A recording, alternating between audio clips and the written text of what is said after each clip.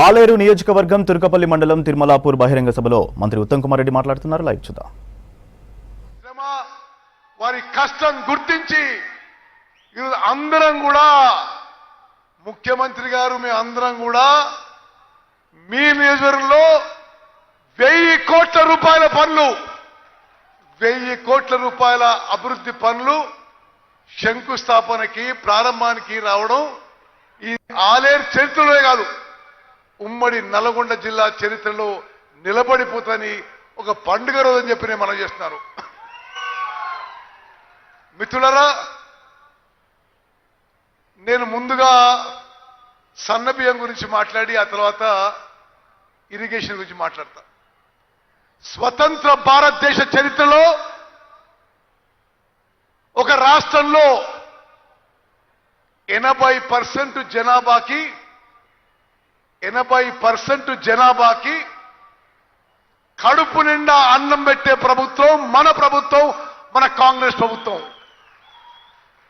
గౌరవనీయులు ముఖ్యమంత్రి రేవంత్ రెడ్డి గారు, గౌరవ ఉప ముఖ్యమంత్రి బట్టి విక్రమార్క గారు, మరి రాష్ట్ర మంత్రులందరూ కూడా ఒక చారిత్రాత్మక నిర్ణయం తీసుకొని, అక్కలు చెల్లెళ్ళు అన్నలు తమ్ముళ్ళు మీరు జాగ్రత్త వినాలి.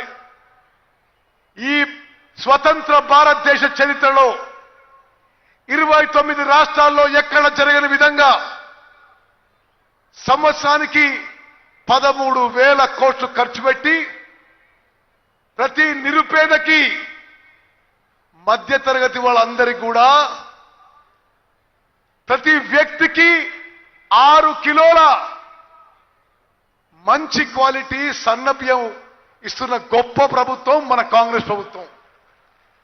భారతదేశంలో ఎక్కడ జరగలే, తెలంగాణ రాష్ట్రంలో జరగలే, ఉమ్మడి ఆంధ్రప్రదేశ్లో జరగలే. గతంలో కూడా ప్రభుత్వాలు ఖర్చు పెట్టినాయి. గతంలో ఉన్న ప్రభుత్వాలు సుమారు 11,000 కోట్లు ఖర్చు పెట్టి 6 కిలోల దొడ్డు బియ్యము కోర్స్ గ్రెయిన్స్ ఇచ్చేది. మీలో చాలా మందికి తెలుసు, గతంలో వచ్చే రాషను 80-90% జనాభా తినకపోయేవాడు. అక్రమ వ్యాపారాలకి, రైస్ మిల్లో రీసైక్లింగ్ కి, పౌల్ట్రీ ఫార్మ్స్ కి, కాకినాడ నుంచి ఎక్స్పోర్ట్ కి గతంలో వచ్చే రాషన్ ఉపయోగపడేది. నిరుపేదలకు ఉపయోగపడేది కాదు. ఈరోజు తెలంగాణ రాష్ట్రంలో 3 కోట్ల జనాభాకి ప్రతి వ్యక్తికి ప్రతి నెల 6 కిలోల మంచి క్వాలిటీ ఉచితంగా సన్నబియ్యం ఇస్తున్న గొప్ప ప్రభుత్వం మన కాంగ్రెస్ ప్రభుత్వం చెప్పి నేను మనం చేస్తున్నా. భారతదేశంలో 29 రాష్ట్రాల్లో ఏ రాష్ట్రంలో కూడా ఉచితంగా మంచి క్వాలిటీ సన్నబియ్యం ఇవ్వడం లేదు అనే విషయం కూడా నేను మీకు మనం చేస్తున్నా. ఇది అందరికీ ఆహార భద్రత కల్పించే విధంగా, మన తల్లి సోనియా గాంధీ గారి కల నెరవేరే విధంగా 80% జనాభాకి కడుపు నిండా అన్నం పెట్టి ఆహార భద్రత కల్పిస్తున్న మరి గొప్ప ప్రభుత్వం మన కాంగ్రెస్ ప్రభుత్వం. మిత్రులారా, పదే ఈ విషయాన్ని మనందరం కూడా జనంలోకి తీసుకుపోవాలని చెప్పి మీకు విజ్ఞప్తి చేస్తున్నా. మరి అదే విధంగా ఈరోజు ఆలయంలో 200 కోట్లతో నిరుపేదల పిల్లలకి ఇంటిగ్రేటెడ్ రెసిడెన్షియల్ స్కూల్ శంకుస్థాపన అయింది. అదేవిధంగా ఒక అద్భుతమైన మెడికల్ కాలేజ్కి శంకుస్థాపన అయింది. అదేవిధంగా దశాబ్ద కాలం నుంచి పెండింగ్ లో ఉన్న గంధమల్ల రిజర్వాయర్ 540 కోట్ల రూపాయలతో ఈరోజు గౌరవనీయులు రేవంత్ రెడ్డి గారు శంకుస్థాపన చేయడం జరిగింది. చప్పట్లు కొట్టాల్సిందే మీరు. దశాబ్ద కాలం నుంచి 10 ఏళ్ల నుంచి మిమ్మల్ని ఊరించి కొన్నేళ్లేమో 10 టీఎంసీలు కడతామన్నారు, కొన్నేళ్లేమో 5 టీఎంసీలు కడతామన్నారు.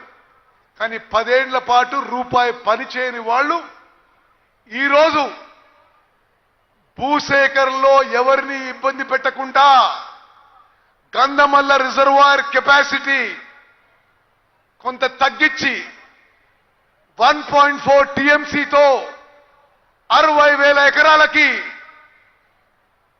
నీళ్లు అందించే విధంగా మన ప్రభుత్వం ఈరోజు మీ గంధమల్ల రిజర్వాయర్ కి 547 కోట్ల రూపాయలతో శంకుస్థాపన చేస్తున్న విషయం ఇది చరిత్రలో నిలబడిపోయే విషయం చెప్తున్నా. ఈరోజు మేమందరం రేవంత్ రెడ్డి గారు మంత్రులందరం కూడా బీర్ల ఐలే ఆహ్వానం మేరకు గంధమల్ల రిజర్వాయర్ శంకుస్థాపన చేయబోతే అసలు ఈ బీఆర్ఎస్ నాయకుల ఏడుపు ఏ విధంగా ఉందంటే మీరు గంధమల్ల రిజర్వాయర్ శంకుస్థాపన ఎందుకు చేస్తున్నారు ఏడుస్తున్న వాళ్ళు. ఈరోజు హరీష్ రావు గారు స్టేట్మెంట్ ఇస్తాడు, గంధమల్ల రిజర్వాయర్ ఎందుకు పనులు మొదలు పెడుతున్నారు అని మొదలు పెడతా అసలు ఏడుపు అర్థంగా ఉంటున్నా నేను. మీరు 10 ఏళ్ల పాటు పని చేయలేదు, మేము ఆ పనులు పూర్తి చేస్తామంటే మరి వారి విమర్శలు అర్థమైతలేదు.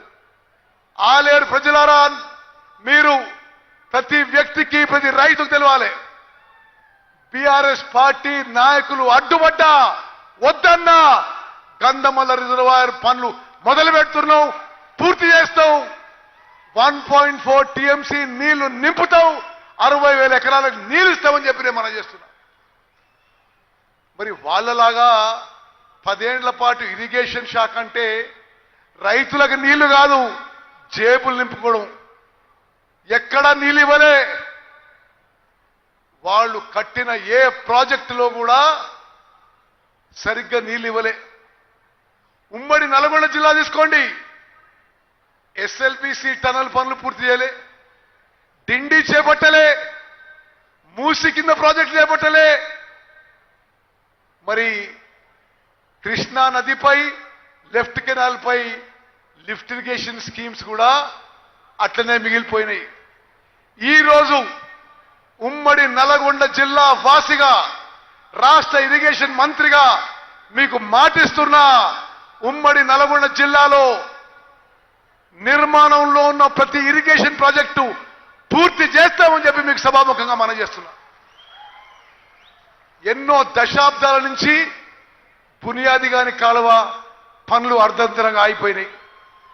పిల్లైపల్లి కాలువ పనులు అర్ధంతరంగా అయిపోయినాయి. ధర్మారెడ్డిపల్లి కాలువ పనులు అర్ధరంగా అయిపోయినాయి. ఆ కాలువల పనులన్నీ పూర్తి చేస్తూ గౌరవనీయులు ముఖ్యమంత్రి రేవంత్ రెడ్డి గారికి మనం చేస్తున్నా. వీరేశం మళ్ళీ ఒక నిమిషం.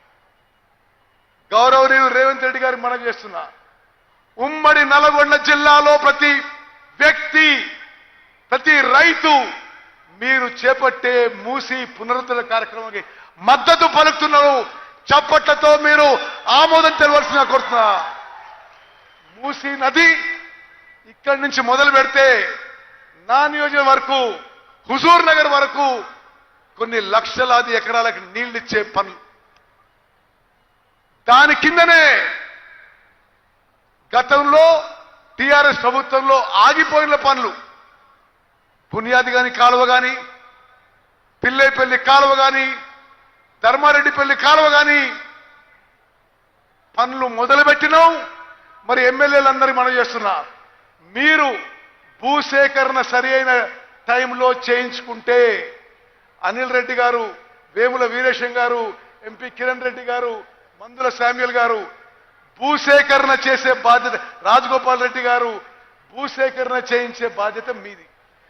భూసేకరణ పూర్తి చేయించగలిగితే, త్వరగా పూర్తి చేస్తే మరి బునియాది గాని కాలువ, పిల్లైపల్లి కాలువ, ధర్మారెడ్డి కాలువ కూడా మరి మన హయాంలో పూర్తయి మూసీ నదీ జలాల ద్వారా మన ఉమ్మడి నల్గొండ జిల్లా సస్యశ్యామలు చేద్దామని మనం చేస్తున్నాం.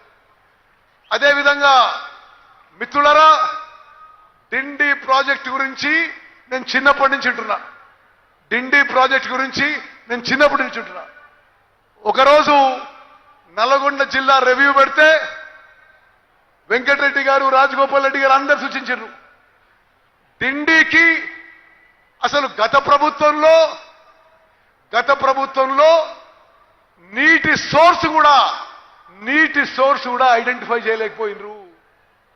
మరి మన ప్రభుత్వం వచ్చిన తర్వాత 1800 రూపాయలతో 1800 కోట్లతో 1800 కోట్లతో ఏదుల డిండి ప్రాజెక్టులు పనులు మొదలుపెట్టినాం. ఈ టర్ములోనే ఈ టైంలోనే డిండి ప్రాజెక్టు పూర్తి చేస్తామని చెప్పి సభాముఖంగా మనం చేస్తున్నాం. ఎస్ఎల్బిసి కాలువ విషయంలో, ఎస్ఎల్బిసి టనల్ విషయంలో దురదృష్టవశాత్తు 10 ఏళ్ల పాటు వాళ్ళు పని చేయలేదు కాబట్టి మనం పనులు మొదలుపెట్టినాక కొంత యాదృచ్ఛికంగా ప్రకృతి వైపరీత్యంతో ఒక యాక్సిడెంట్ అయింది. అయినా సరే ఇది తాత్కాలిక సెట్ బ్యాకే.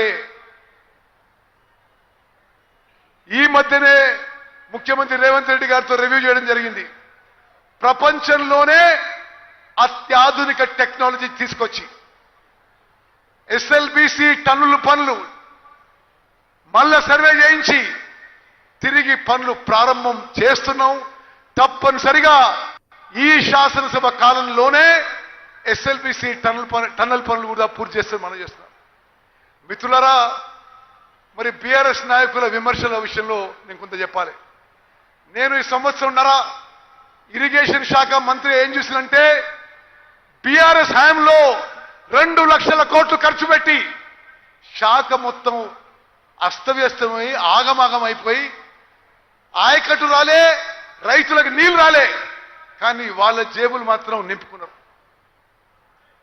మేడిగడ్డ, అన్నారం, సుందిల్లా బ్యారేజీలు, కాళేశ్వరం ప్రాజెక్టులో గుండకాయ లాంటి ఆ బ్యారేజీలు అని వాళ్ళే చెప్పిండ్రు.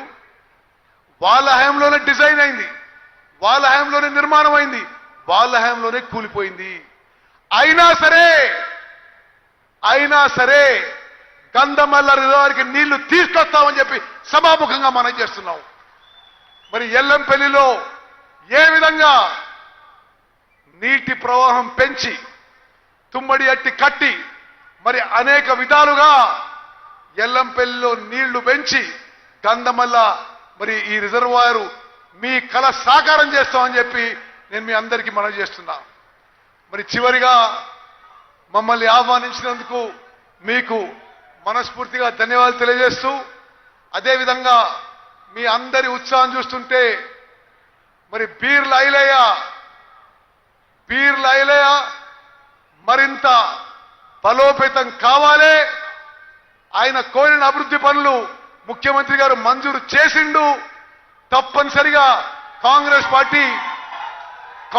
పార్టీ ఉమ్మడి నల్గొండ జిల్లా కంచుకోటగా ఉంటుంది. మళ్ళోసారి ఎప్పుడు ఎన్నికలు జరిగినా 12కి 12 శాసనసభ స్థానాలు గెలవబోతున్నాం, 2 పార్లమెంట్ స్థానాలు గెలవబోతున్నాం, ఎమ్మెల్సీ స్థానాలు గెలవబోతున్నాం. ఈ ఉమ్మడి నల్గొండ జిల్లా కాంగ్రెస్ కార్యకర్తల మీ శ్రమ, మీ కష్టం, మీ రక్తం, మీ చెమట వల్లనే మేము ఇక్కడ కూర్చున్నాం అని చెప్పి మనం చేస్తున్నాం.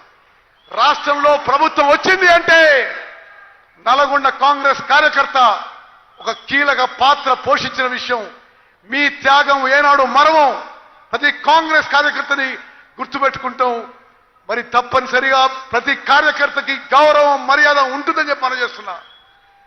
మీ ప్రతినిధులుగా, మీ ప్రభుత్వంగా మరి మేము అందరం కూడా ఒక్క రోజు కానీ ఒక్క గంట సెలవు తీసుకోవడం లేదు.